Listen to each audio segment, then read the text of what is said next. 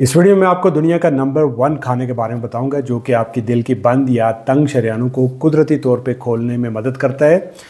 ये आपको heart attack और फालिज से बचाता है और ये एस्पिरिन से बेहतर है। एस्पिरिन को लोग सदियों से इस्तेमाल करते हैं। ये एक छोटी सी गोली है जिसने लाखों लोगों की ज़िंदगी बचाई है। 2022 से पहले 60 साल की उम्र से ज़्यादा के हर फर्द को हार्ट अटैक और फालिज से बचने के लिए इसकी बेबी डोज लेने का कहा जाता था, मगर 2022 के बाद एक रिपोर्ट में कहा गया कि इसके कुछ साइड इफ़ेक्ट हैं जिसकी वजह से ये हर एक को नहीं लेनी चाहिए। जैसे आपको इसके लेने से आपका मैदा ख़राब हो सकता है, इसके लेने से आपको ब्लीडिंग हो सकती है, ब्रेन में ब्लीडिंग हो सकती है, आपके नाक से आपको ब्लीडिंग हो सकती है, गम से ब्लीडिंग हो सकती है, यानी ब्लीडिंग का रिस्क बढ़ जाता है, अल्सर का रिस्क बढ़ जाता है। तो इसलिए ये हर एक को नहीं लेनी चाहिए क्योंकि इसके साइड इफ़ेक्ट है। और 80% हार्ट अटैक और फालिज खून की नालियों में प्लेक फॉर्मेशन या ब्लड क्लॉट के बनने से होते हैं और इससे बचने के लिए लोग एस्पिरिन का इस्तेमाल करते हैं क्योंकि एस्पिरिन खून को पतला करती है।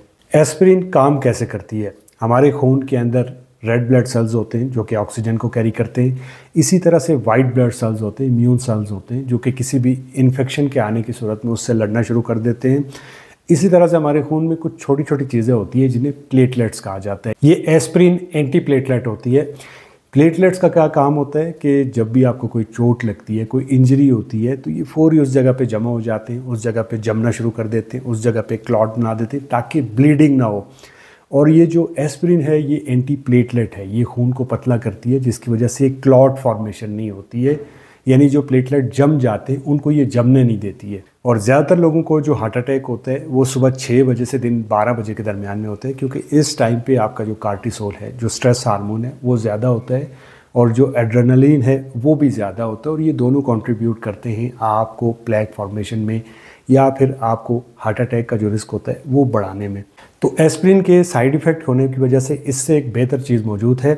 इस खाने का बताने से पहले मैं आपको थोड़ा सा इसके एक्टिव इंग्रेडिएंट के बारे में बताता हूँ जो कि जादू की तरह काम करती है, क्लॉट फॉर्मेशन को रोकती है। इस कंपाउंड का नाम है ओमेगा 3 फैटी एसिड। अब जब मैंने ओमेगा 3 फैटी एसिड का नाम लिया तो यकीनन आपके जहन में आया होगा कि मैं फ़िश ऑयल की बात कर रहा हूँ। ये सच है।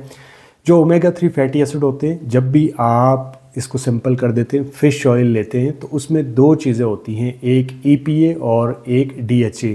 जो असल काम है वो EPA करता है।